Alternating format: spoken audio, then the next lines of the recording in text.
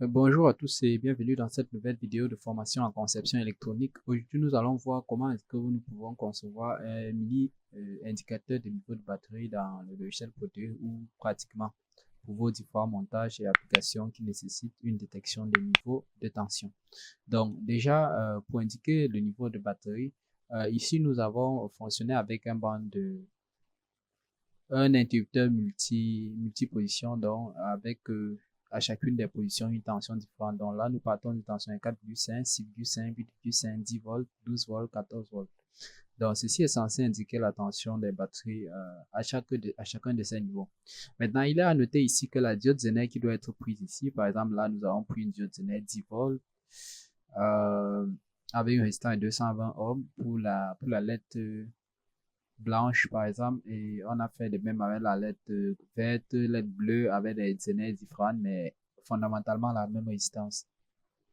Il est important de noter ici que quand la diode de Zener se met à conduire, quand elle se met à conduire en inverse, elle présente ici une tension seuil qui crée une différence de potentiel entre la tension d'entrée et la tension présente au bord de la LED. Donc cette différence de potentiel-là peut faire en sorte qu'il y ait un décalage entre la tension à placer sur la diode Zener et la tension réelle qu'on veut détecter. Donc par exemple, si la tension seuil par exemple d'1 volt, je mettrais plutôt 11 volts ici pour pouvoir détecter 10 volts. J'espère que c'est compris. Donc, ceci étant donc dit, nous pouvons lancer dans la simulation notre fonctionnement. Là, le cadran est tout en bas. Ici, nous voyons déjà que bon, là, la première diode se met déjà à passer en inverse, la deuxième un peu moins, la troisième un peu moins que la deuxième. Donc, si nous avançons ici sur la tension 6,5 volts, nous constatons déjà que la LED rouge de dernier niveau, donc on va dire de niveau batterie très très faible, s'allume. Et la LED orange s'allume légèrement. Donc, si nous avançons à un autre cadran, vous voyez là, la LED orange s'allume un peu plus clairement et la LED jaune s'allume. Cette fois-ci, pour indiquer que nous sommes au niveau de tension 8,5 volts. Et ainsi de suite, si nous avançons, c'est la LED bleue cette fois-ci qui s'allume, car nous sommes au niveau de tension 10 volts. Et après, la LED verte pour le niveau de tension 12 volts ici. Et enfin, la LED blanche pour le niveau de tension 14 volts. Donc, ceci étant dit, vous voyez, chacune des diodes Zener permet donc de laisser passer le courant dans le sens inverse de sa circulation normale. Quand, donc on va dire ici, de laisser passer au courant lorsque la tension est suffisante pour entraîner la condition inverse.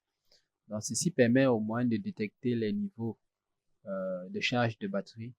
Donc, ce montage peut vous aider. Par exemple, nous avons vu beaucoup de circuits d'alimentation sur la chaîne.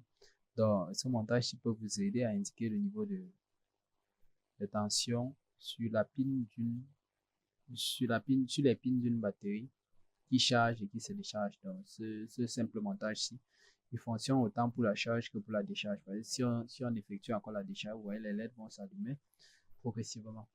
Donc, pratiquement, ce sera plus réactif que par le logiciel. Donc, n'hésitez pas à réaliser pratiquement ce montage-ci. Et je vous propose d'implémenter ce montage-ci, d'implémenter ce détecteur-ci dans un montage un peu plus complexe, à savoir notre alimentation à découpage que nous avons conçu sur la chaîne dans les dernières vidéos. Donc, je vous invite, je mettrai les vidéos en description et les schémas. Donc, je vous invite à aller regarder les dernières vidéos. Donc, si nous allons là, vous voyez là, si nous implémentons ce montage-là, le voici. Si nous implémentons cet indicateur de niveau de tension ou de niveau de batterie sur notre précédent montage, ça c'était une alimentation à découpage que nous avons réalisé sur la chaîne. Donc, là, nous allons prendre donc la tension ici. Donc, nous allons prendre la tension et venir la connecter au pin des diodes Zener. Donc, à l'une des pins des diodes Zener et les diodes sont disposés de façon ordonnée. Donc, déjà, vu la complexité déjà du montage, simuler ne sera pas facile donc, parce qu'il y a beaucoup, mais alors beaucoup de choses à calculer. Donc, si là, je lance le montage, vous voyez déjà, il y a un message qui me dit simulation is not running due to excessive CPU load. Donc, vous voyez là déjà, vous voyez les LED de tension 5 volts, 6 volts, vous voyez, elles se mettent déjà à s'allumer. Vous voyez là, elle s'allume légèrement.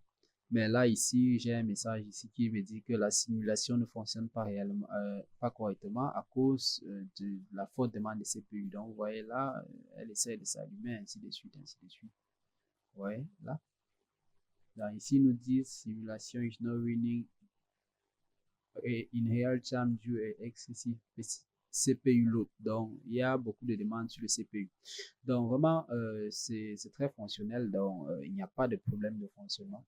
C'est juste que les calculs demandés pour la simulation de ce montage, si peut-être excèdent les capacités que le CPU pouvait accorder à ce montage-ci. Donc, mais n'hésitez pas à faire ainsi, à simuler des blocs en blocs pour avoir au final un schéma. Vous voyez là, nous obtenons, nous parvenons, nous terminons sur un schéma d'alimentation, on va dire relativement costaud, mais c'est un assemblage de plusieurs parties. Par exemple, là, dans la dernière vidéo, nous avons vu comment intégrer le capteur de température ici. Comment intégrer le capteur de température au montage de notre alimentation à découpage. Aujourd'hui, c'est l'indicateur de niveau de batterie, donc l'indicateur de niveau de batterie que nous intégrons à cette alimentation-là. Donc, ceci étant donc dit, j'espère que la vidéo vous aura plu. C'est une courte vidéo, je sais, mais j'espère qu'elle vous aura plu. Je vous dis à très bientôt pour une nouvelle vidéo sur le sujet.